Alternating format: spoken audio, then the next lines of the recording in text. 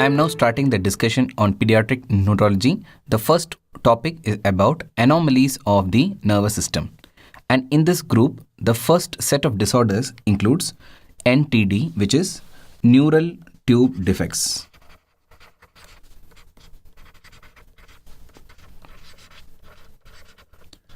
Please remember, this is one of the most common congenital anomalies involving the central nervous system. The incidence of this anomalies is 1.5 per 1000 live birth. And also remember that there is an increased risk in subsequent pregnancies. It is around 3.5 to 4 per 1000 live birth. So if the mother has already an affected child with neural tube defect, in the next pregnancy, the risk of that child also having neural tube defect is more. That is what you should know about. What is the basic defect which leads to neural tube defect? Okay, first of all, let us understand how a neural tube is getting formed. Then I will come to the discussion of what happens wrong in neural tube defect. We all know that the neural system is derived from neuroectoderm. Okay, something like this. It forms a condensation called the neural plate. Okay, it is a neuroectoderm, and you have a condensation from that which is called as a neural plate. Now, in the neural plate, there is a groove which forms like this, which is called as a neural groove. The groove goes on deepening like this, and you have a small opening here, what is called as a neuropore. Neuropore is of two types. One is the anterior neuropore, which codes for the cranial structures like the brain. Then posterior neuropore, which is related to the development of caudal structures like the spinal cord.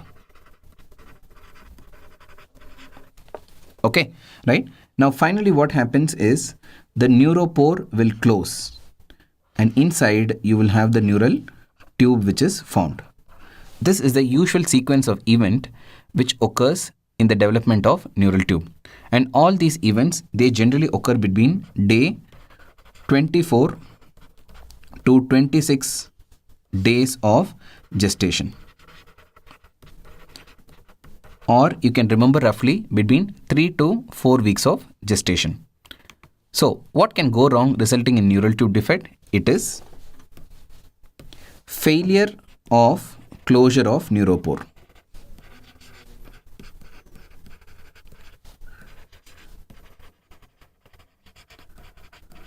So if the neuropore normally close, you'll have a normal neural tube. But if it is failing to close, you'll have neural tube defect. And this is the basic abnormality in NTDs. Now let us look at what are the risk factors for development of neural tube defect. It could be associated with maternal deficiency of folic acid. And that is why we always supplement folic acid during pregnancy to prevent the occurrence of this condition. It is also associated with usage of maternal drugs like the older anticonvulsant medication. What are they? Usage of valproate and carbamazepine. During pregnancy is associated with development of neural tube defect. It can also occur due to other factors as well, which includes maternal intake of alcohol during pregnancy can predispose to this condition. And the next is maternal diabetes.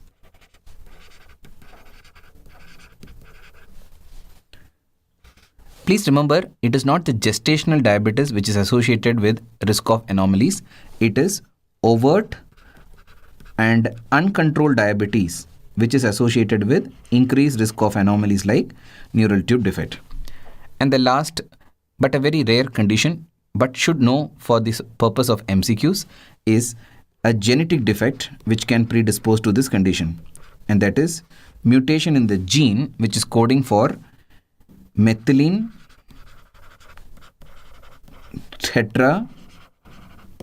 hydrofolate reductase enzyme. So the name of this gene is also remembered like MTHFR gene. MTHFR gene. When that gene becomes defective, you'll have a defect in that enzyme, subsequently predisposing to deficiency of folic acid and subsequently predisposing to development of neural tube defects. These are the risk factors which are associated with the development of neural tube defects. Now we will discuss about the different types of neural tube defects. They are classified based on the location. One is a cranial or the upper neural tube defect, and the next one is the caudal neural tube defect. Generally, cranial neural tube defect refers to a problem in the brain, and caudal refers to problems related to spinal cord or the meninges surrounding the spinal cord. Generally, caudal neural tube defects are more common compared to cranial neural tube defect. So let us start first discussing about the types or examples of caudal neural tube defect. Caudal neural tube defects are further subdivided into two categories. One is called spina bifida occulta, which refers to a hidden neural tube defect because the word occult refers to hidden.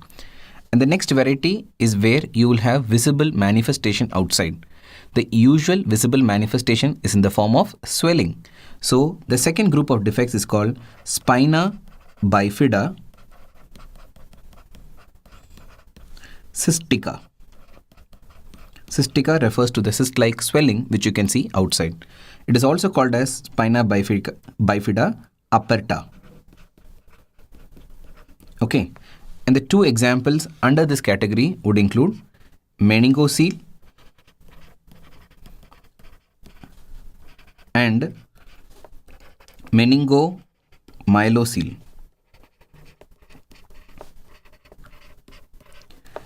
Let us see the defects with some pictures. Please concentrate on the first picture here, which is spina bifida occulta. Can you see all these areas appear to be normal? But in this area, you can see some part of this is missing. What is that which I am highlighting? It is actually the posterior part of the vertebral bone. You can notice that the part of the vertebral bone is actually missing. This is actually the neural tube defect called as spina bifida occulta.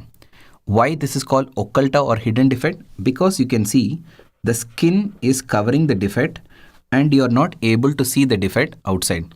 This is spina bifida occulta. The basic reason for this defect is due to failure of formation of the posterior vertebral arches.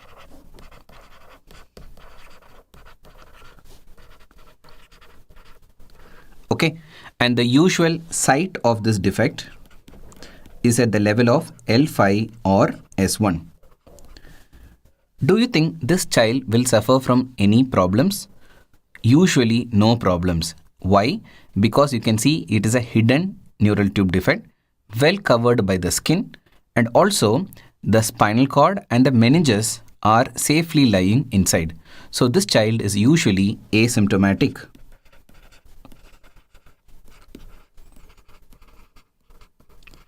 Then how can you suspect that there could be a possibility of neural tube defect in this child? Over the area of defect, you can have some clues. These clues would include presence of a tuft of hair or a bunch of hair over the region of defect. Or sometimes you can have swellings like this over the site of defect. This swelling could be like a lipoma or a hemangioma. So these are all clues which will tell you that there may be a possibility of underlying spina bifida occulta, right? So this is the first example of caudal neural tube defect. Moving on to the second example, you can see here the meningocele, okay? Can you notice that there is a cyst or a swelling which is coming outside? and this cyst is lined by the meninges. That is why this is called as a meningocele. Please note, this yellow colored one is the spinal cord. That has not come out. Only the meninges surrounding the spinal cord has come out through the defect in the vertebral arches. So, because meninges are coming out and forming a cavity, it is called as meningocele. Cele refers to the cavity. This is the first example under spina bifida cystica, or the other name I have already told you, spina bifida aperta. Okay, right. Now, meningomyelocele is usually common in the lumbosacral region. Again, something like the location of L5, S1 only. And this is a fluid-filled lesion. What is that fluid I am talking about? It's a CSF. CSF-filled lesion. Because of the presence of fluid, this will show trans-elimination positivity.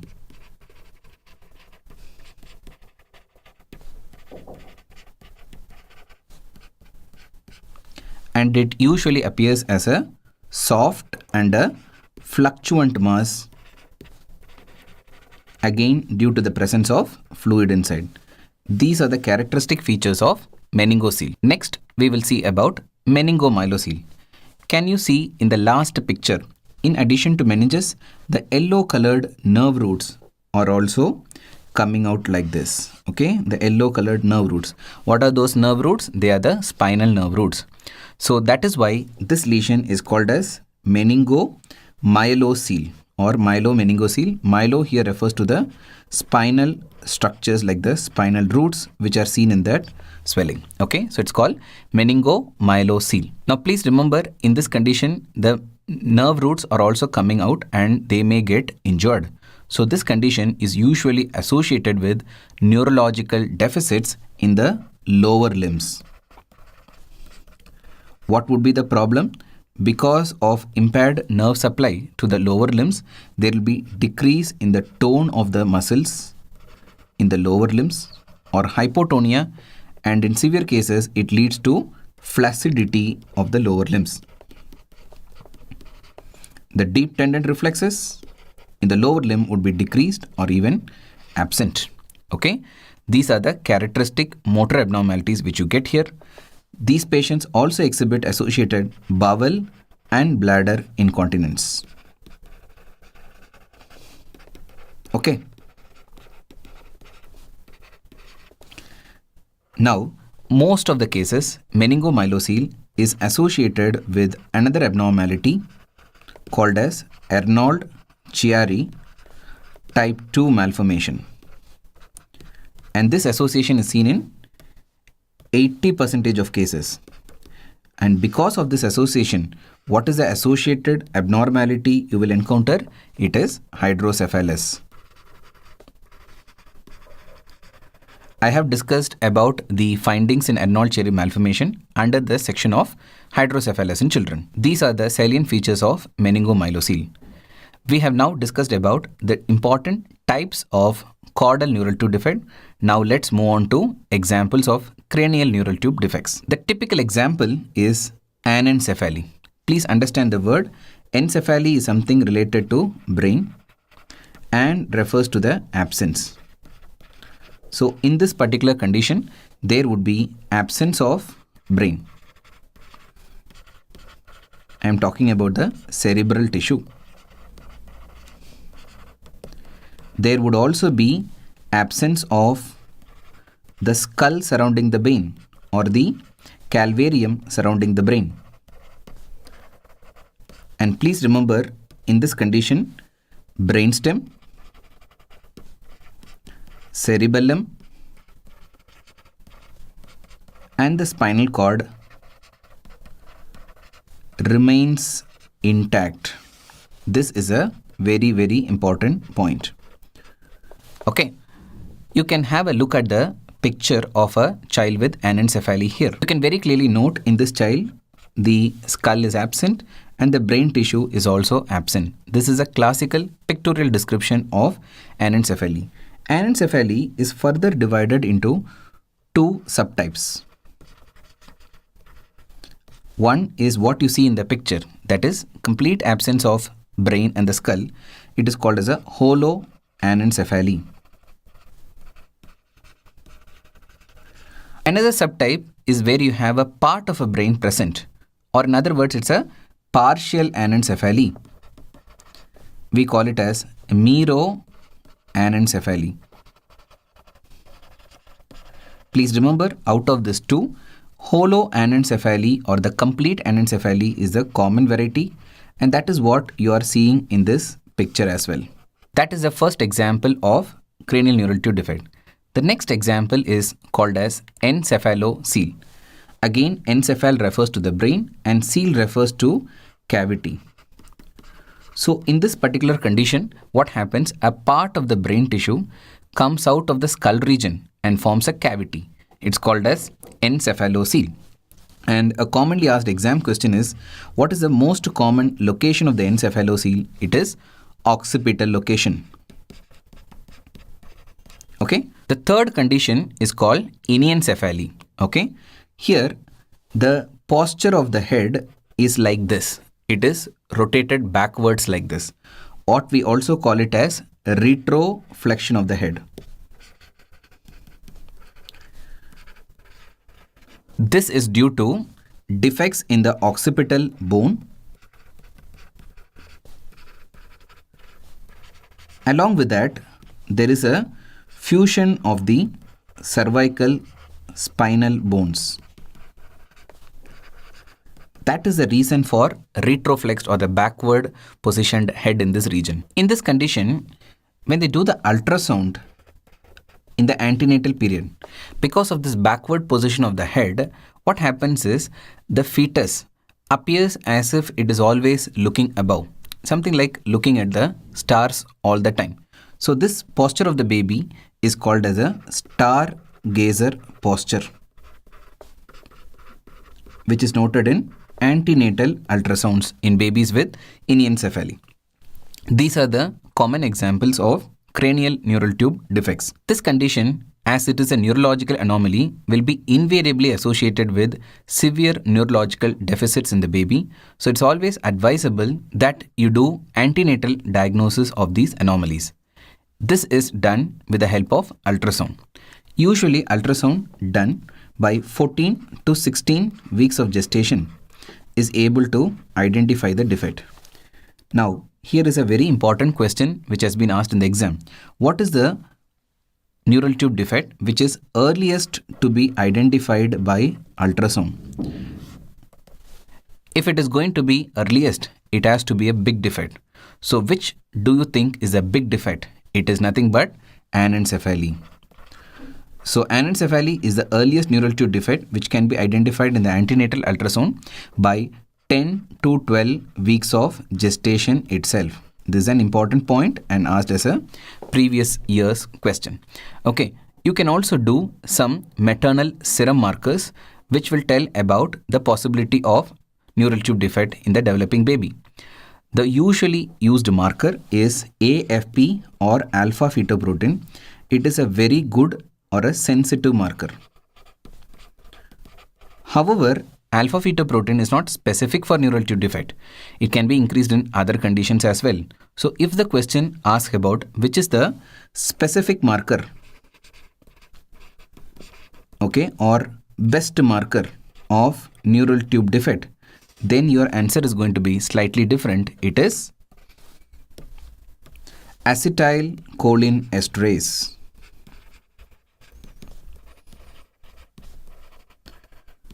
Okay, so these are the antenatal diagnostic aspects of neural tube defect. Is there any way by which we can prevent neural tube defect? Of course, we know that folic acid deficiency is an important cause.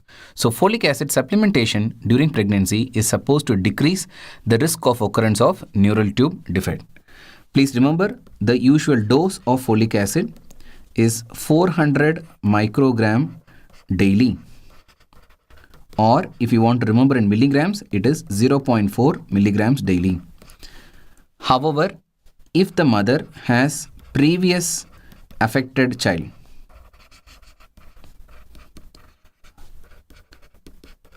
I was telling you some time back that the risk in the subsequent pregnancy is even higher. So you have to give a higher dose during the next pregnancy. How much is the dose? It is 4000 microgram daily, or in terms of milligram, it is 4 milligrams. Okay. Now, when to give this folic acid supplementation? This should be started 1 month before planned conception and has to continue till 12 weeks or 3 months of gestation. These are the guidelines. So you can see around the time of conception itself, it has to be started. So that is why this supplementation of folic acid during pregnancy is called as peri-conceptional supplementation.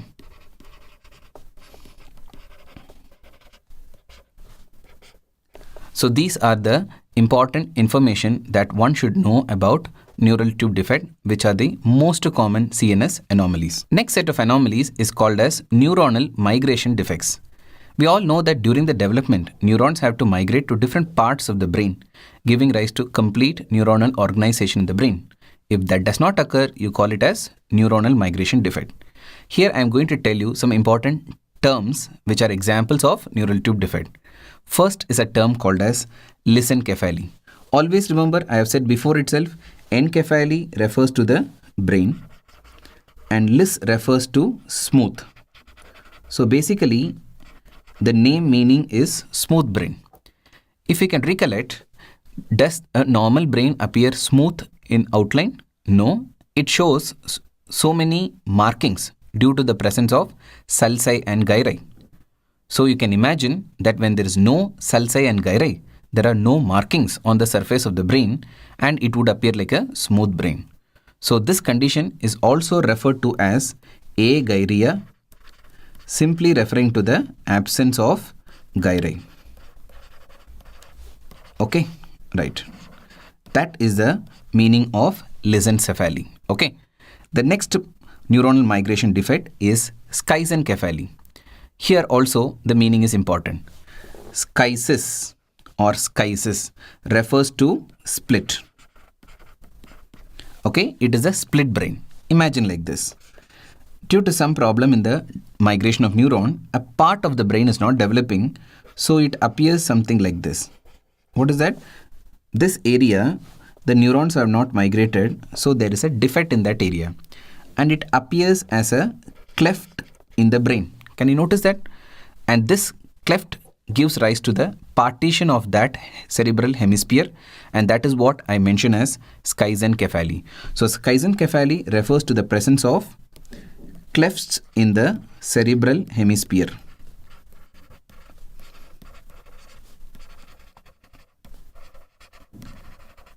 Okay, so that is about the second example.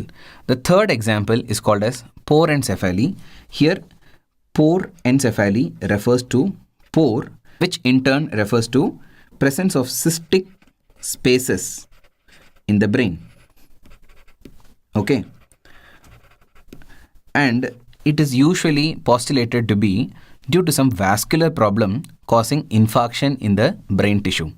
Or in other words, it can be simply remembered as due to cerebral infarction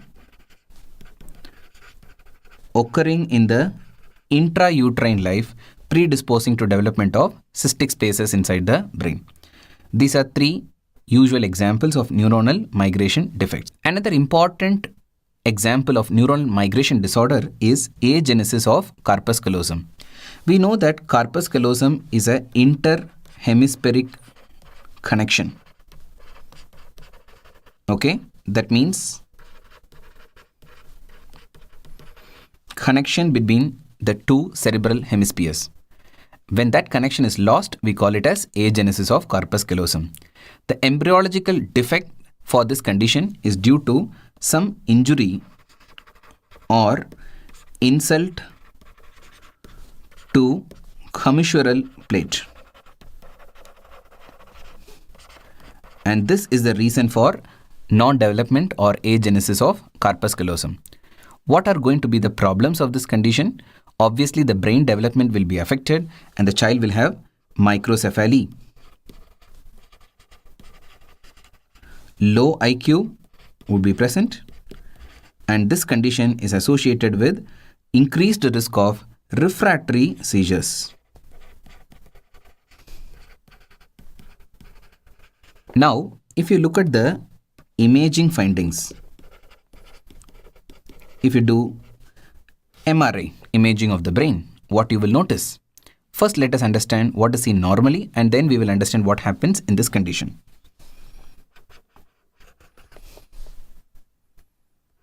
This is the normal appearance of a brain on an MRI.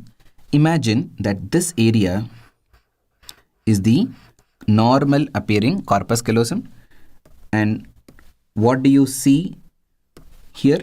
These are the ventricles, the lateral ventricles.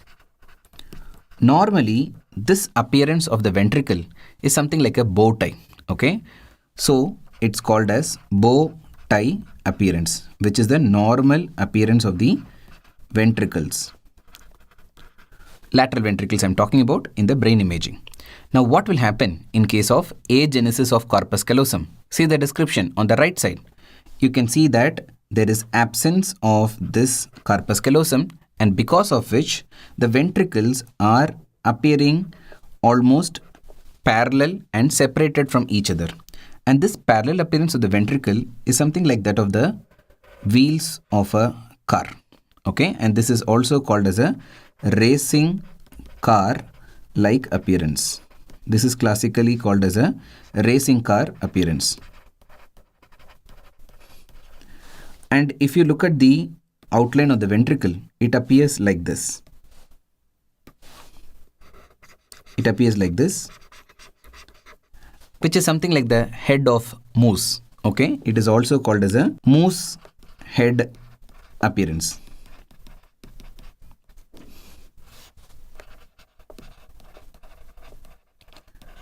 So racing car appearance and moose head appearance are some fancy names which they have given to the appearance of corpus callosum agenesis on brain imaging.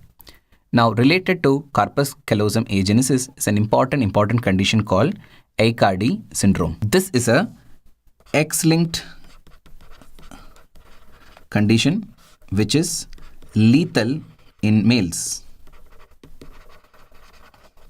And this condition is characterized by a triad. The first part of the triad is a topic which we are discussing, that is agenesis of corpus callosum.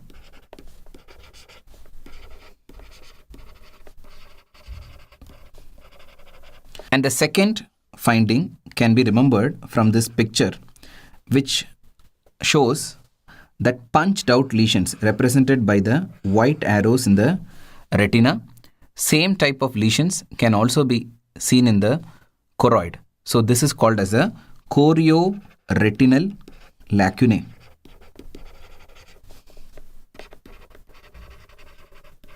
Okay, right. And third finding is a type of seizures which are encountered, which is infantile spasms. And the characteristic EEG abnormality is hemi-hips arrhythmia.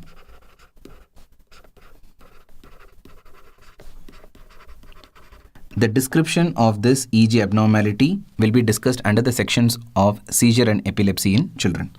So as of now, remember the three important abnormalities. Okay, this condition is also associated with other abnormalities, which includes this black arrow pointing to a big defect in the optic disc region. What is that? Coloboma of the optic disc.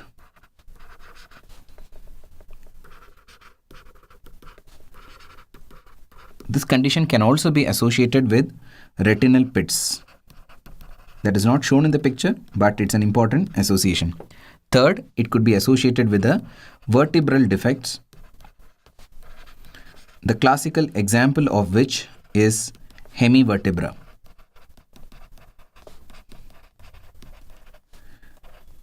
These are the classical associations of Aicardi syndrome that one should be knowing about. Another important congenital anomaly of the brain that you should know about is hollow prosencephaly.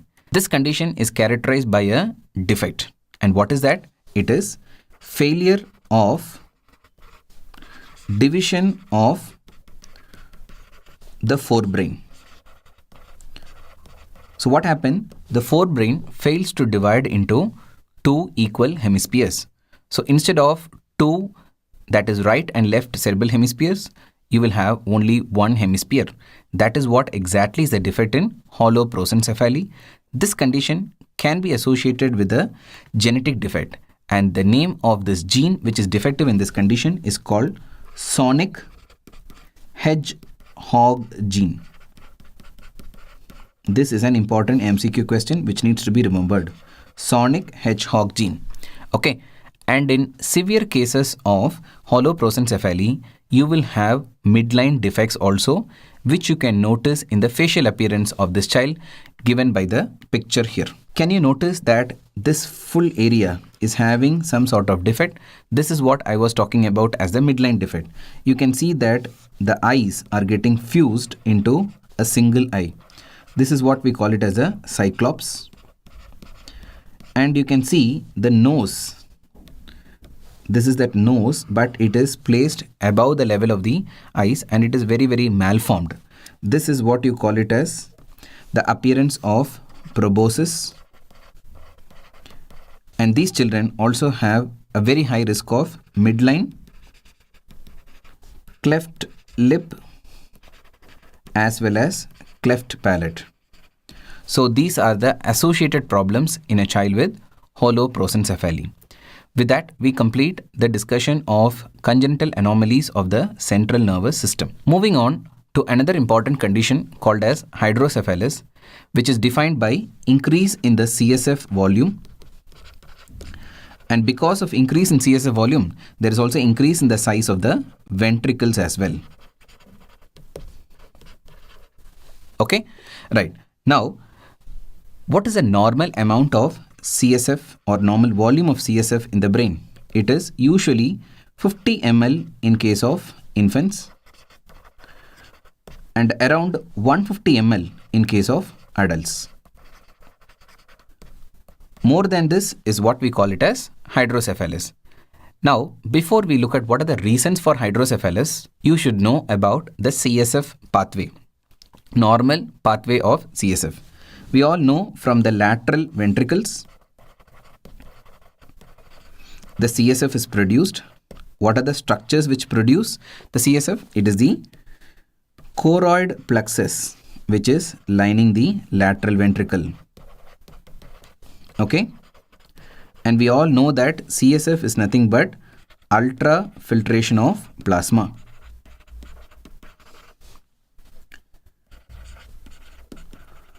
So it is basically the filtered plasma which is coming out as the CSF. Okay. It comes out through the first foramen called as the foramen of Monro, through which it enters into the third ventricle. From the third ventricle, it enters into the fourth ventricle via the important structure. And what is that? It is aqueduct of Sylvius. Okay. From the fourth ventricle, it can have two pathways. One, it can go through the foramen of Magendie and enter into the central canal of the spinal cord, or it can go sideways like this through which foramen? Foramen of Luschka, and it is going to enter into the subarachnoid spaces in the brain. And finally, there is something called subarachnoid villi through which it is getting absorbed. So that is the site of absorption of CSF. So this tells us about the basic CSF production, pathway and absorption. A knowledge of this CSF pathway is important before we start discussing about the conditions causing hydrocephalus. Try to classify the conditions causing hydrocephalus. Broadly, we can divide them into obstructive causes and non-obstructive causes.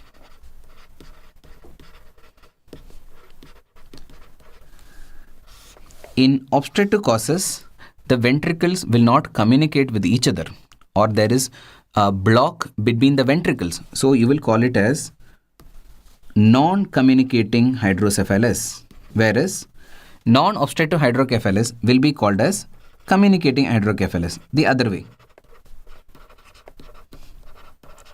Okay. Now, let me ask you, what are the conditions associated with non-obstructive hydrocephalus? What could be the reason? It could either be due to an increased production or decreased absorption. Okay, the increased production, where it is getting produced from? We already said it is from the choroid plexus. So it is associated with a rare condition called choroid plexus papilloma,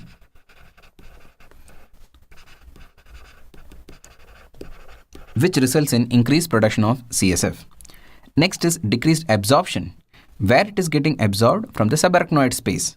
So think like this, there is blood in the subarachnoid space, or the condition of subarachnoid hemorrhage, which interferes with the absorption of CSF, that can cause hydrocephalus. The next condition is presence of pus in the subarachnoid space. Which condition you have pus? It is meningitis. So that condition again will interfere with the absorption of CSF, can predispose to hydrocephalus. Okay, these are the non-obstructive varieties. Coming to the other side, which is obstructive variety, please remember, obstructive variety is the common type of hydrocephalus when compared to non-obstructive hydrocephalus. Let us look at what are the reasons for this obstruction. It's a very famous MCQ question. Overall, most common cause of congenital hydrocephalus. This is how the question comes. Overall, most common cause of congenital hydrocephalus. Any guesses on what could be the site of obstruction? It is aqueductal stenosis. Aqueductal stenosis. It is an anomaly which is associated with obstruction, and that is the overall most common cause. There are other rare anomalies also which are associated with obstruction in hydrocephalus. These include Dandy-Walker malformation, Arnold-Chiari malformation, specifically Arnold-Chiari type 2 malformation, and third is vein of Galen malformation, which can be abbreviated and remembered as VOG malformation.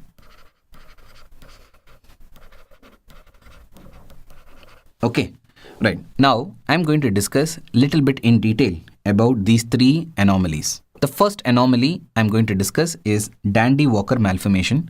This is a condition characterized by a defect in the development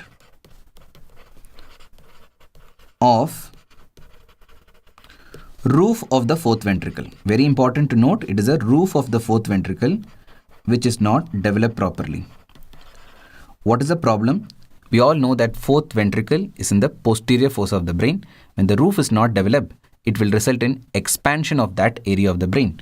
Or in other words, this leads to expansion of posterior fossa. So this condition appears like a big fluid-filled lesion on the posterior fossa, because we know that fourth ventricle contains the CSF. So when there is so much of CSF is in the fourth ventricle, it will result in expansion of the posterior fossa. That is the number one finding. Because of expansion of the posterior fossa, the clinical finding is prominence of the occiput, or it is also remembered as bulging of the occiput. Okay, right.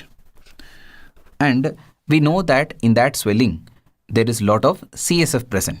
So below the level of skull, if you try to illuminate with the torch, you will notice trans-illumination positivity. That is another characteristic finding. Whenever there is an expansion of the posterior fossa, as we understand that it is mainly due to expansion of the fourth ventricle, What happens? There is a structure which develops in close relation to fourth ventricle. And what is that? It is cerebellum. When the fourth ventricle becomes so huge in size, it will interfere with the development of cerebellum, thereby causing the problem of cerebellar hypoplasia. So this child with Dandy-Walker malformation, in addition to hydrocephalus, will have cerebellar signs like ataxia, dysarthria, nystagmus, and vertigo. These are the characteristic clinical features of Dandy-Walker malformation. And if you do the brain imaging, you can see a characteristic fluid-filled lesion in the posterior fossa of the brain. Very characteristic here. This is that characteristic fluid-filled lesion. And you can see that because of association with hydrocephalus, the size of the ventricles is also increased. Okay, these are the characteristic findings in case of Dandy-Walker malformation. Moving on to the next anomaly, which is Arnold-Chiari malformation.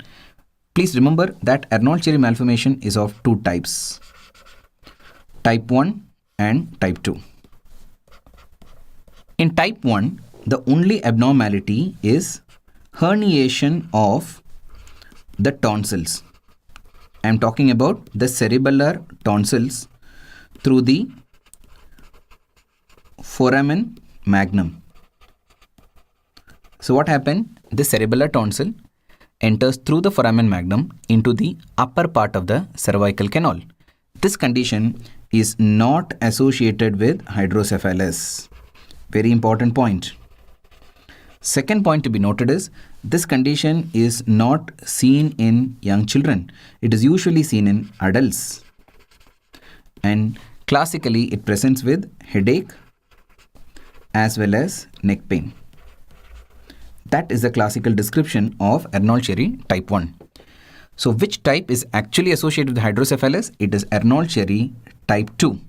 That is associated with hydrocephalus. This Arnold-Chiari malformation is a bigger defect in the sense that there is not only herniation of tonsil, there is also herniation of vermis of the cerebellum,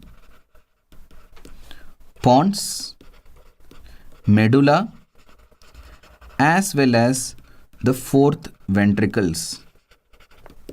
Okay, so you can see that the structures involved in the herniation are more when compared to Arnold-Chiari type 2.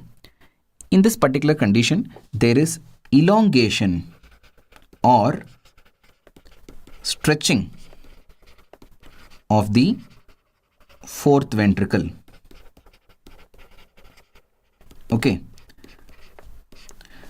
Because of this elongation and stretching of the fourth ventricle, it undergoes kinking or obstruction. Okay. And because of that obstruction of the fourth ventricle, which is involved in the CSF pathway, this is going to result in hydrocephalus.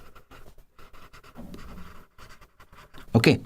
And in this particular condition, herniation of the cerebellar vermis is supposed to be the classical hallmark diagnostic finding. Okay, right? I'll put it up in a picture in a while from now. But as of now, remember the hallmark finding is a herniation of the cerebellar vermis. Typically, the inferior cerebellar vermis usually undergoes herniation. Okay, right. And another important feature of this particular condition is association with meningomyelocele. And this association is noted in around 80% of cases. So in this particular condition, in addition to hydrocephalus, there will also be a neural tube defect. You can look at this picture which tells you about the classical findings in Arnold-Chiari malformation. Can you notice the characteristic inferior vermis of the cerebellum getting herniated, which is a classical hallmark feature of Arnold-Chiari malformation. Again, recollect which type of malformation is this? It is type 2. Okay, right. So that is about the next important malformation associated with hydrocephalus. The next condition is vein of Galen malformation. It is basically a defect due to persistence of MPV. What is that? median prosencephalic vein. Okay, now this median prosencephalic vein is actually the precursor vein to the vein of Galen. And because of this persistence, there is an abnormal dilatation of this vein of Galen.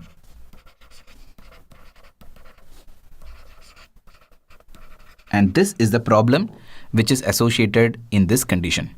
What happens when there is a hugely dilated vein inside the brain? It would result in increase in the venous pressure inside the brain. And we all know that all the cerebral veins are going to drain into the jugular veins and then into the superior vena cava, and then they are going to drain ultimately into right atrium. So right atrium receives venous blood under high pressure. So it's a high pressure venous blood that drains into the right atrium. Now we all know that right atrium cannot handle such a high amount of pressure in the venous blood that is returning to the heart, and this would precipitate the heart failure. So this condition is associated with cardiac failure.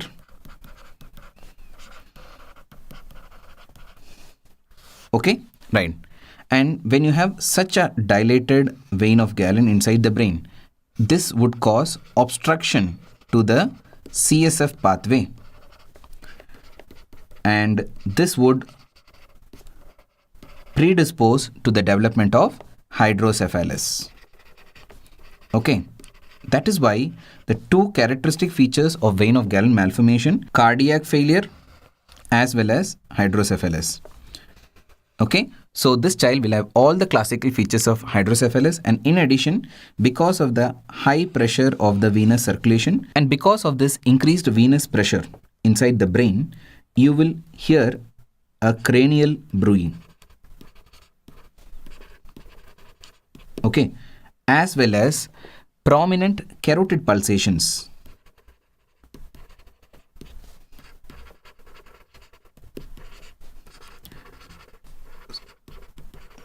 So these are the classical clinical findings in vein of Galen malformation. What is the investigation to diagnose this condition? It is MRI brain, which shows the classical dilated vein of Galen like this. Of course, if you do the angiogram along with this, you can very clearly locate where the vein of Galen is present. So the investigation of choice is MR angiogram, or you can also refer it as MR venogram. This is the diagnostic investigation in case of vein of Galen malformation. So I have told you three important congenital anomalies which by themselves are very rare cause of congenital hydrocephalus, but should be remembered because they are frequently asked exam question. Overall, what is the most common cause of congenital hydrocephalus? Don't forget the fact it is always aqueductal stenosis. Now, let us look at what are the classical features of hydrocephalus. Hydrocephalus is not a difficult condition to diagnose by looking at the child, because the very prominent feature which will strike when you look at the child is a large head size. Okay, large head size, or we also call it as macrocephaly, which is defined by head circumference more than +2 standard deviation for the age. And also, when you follow up these children, there is an abnormal increase in the head circumference. Normally, in the first few months of life, the head circumference increases at the rate of around 2 cm per month, but here the increase will be more than 2 cm per month. That's an important clue which may tell you that the child is a case of hydrocephalus. What is the next feature? It is due to raised ICT. You can very easily understand that increased CSF volume contributes to increased CSF pressure or the intracranial pressure. What are the features you can expect? Number one is that you can have dilated scalp veins. Number two, you can notice that the fontanelles are bulging due to increased pressure, especially bulging of AF. What is AF? Anterior fontanelle. And because of high pressure inside the brain, the sutures are getting displaced. Wide separation of sutures.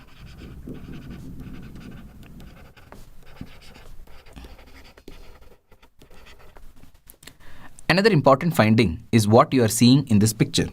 Can you see that the eyeballs of this child is getting rotated downwards, because of which you can actually see the upper part of the sclera. This is something like a sun which is setting down. So it's called as the sunset sign.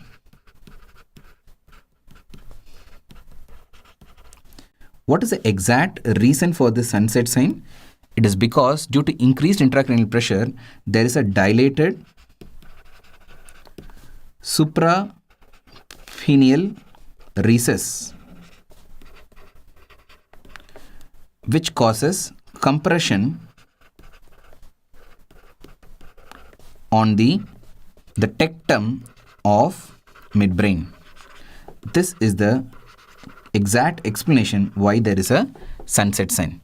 Another important sign which we should look for is you gently tap the skull of this particular child. And while tapping, you will notice sounds as if there is a cracking of a pot.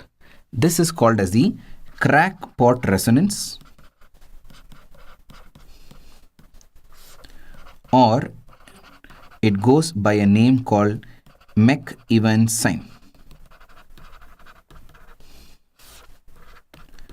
Please remember, Mc-Evans sign or crackpot resonance is usually noted after the age of 3 months of age and not in the immediate newborn period or in the first few months of life.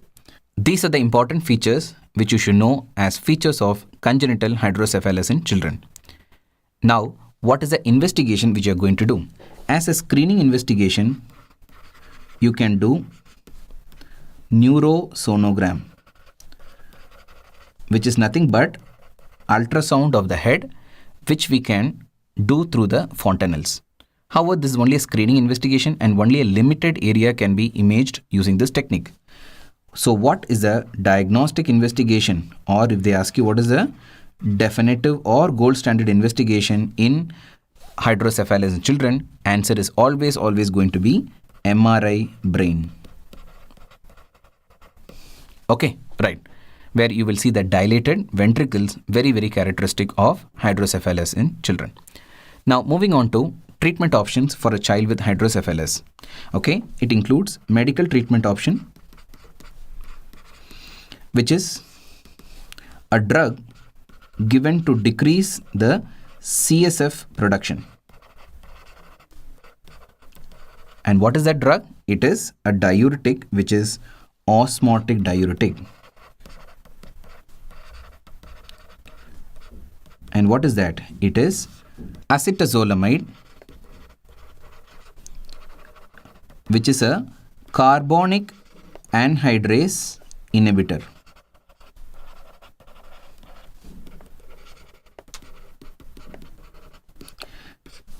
The reason is because the carbonic anhydrase is an important regulating enzyme for CSF production. That is why inhibition of that enzyme results in decreased CSF production. Another one is the surgical treatment option, which is nothing but diversion of the CSF from the ventricle to other parts of the body. And the commonly used surgical option is VP shunting. What is that?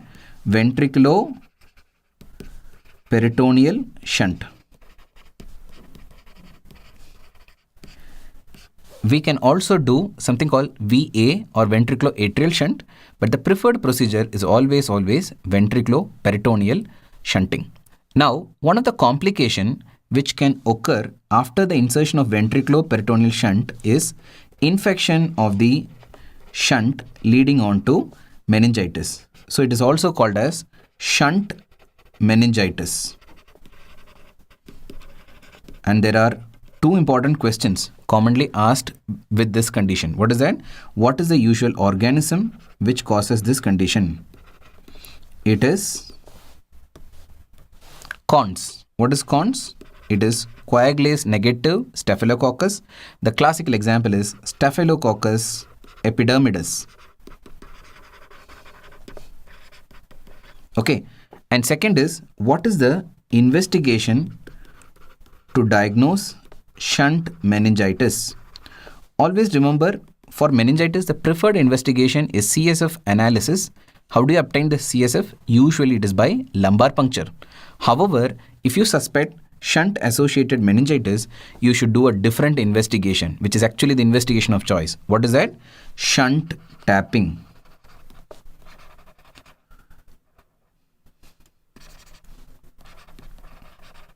So what is this shunt tapping?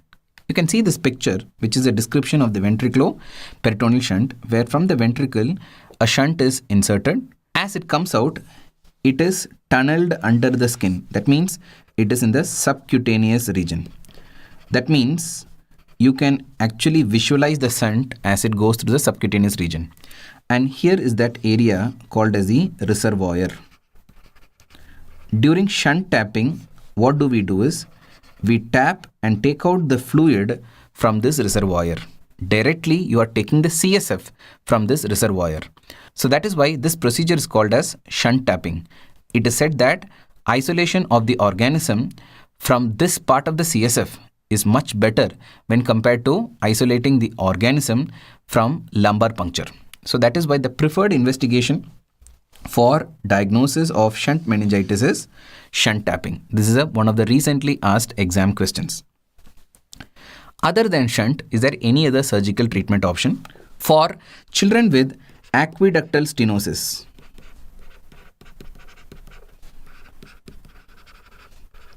you can do a procedure called as endoscopic third ventriculostomy. In this procedure, you make a communication between the third ventricle and the subarachnoid space. So the CSF from the third ventricles gets directly shunted into the subarachnoid space.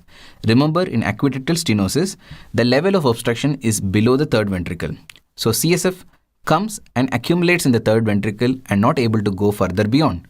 So if you relieve that obstruction by diverting the CSF into the subarachnoid space, this condition can improve, and that procedure is called as endoscopic third ventriculostomy. So that is about hydrocephalus, and with that we complete the module on congenital anomalies and hydrocephalus in children.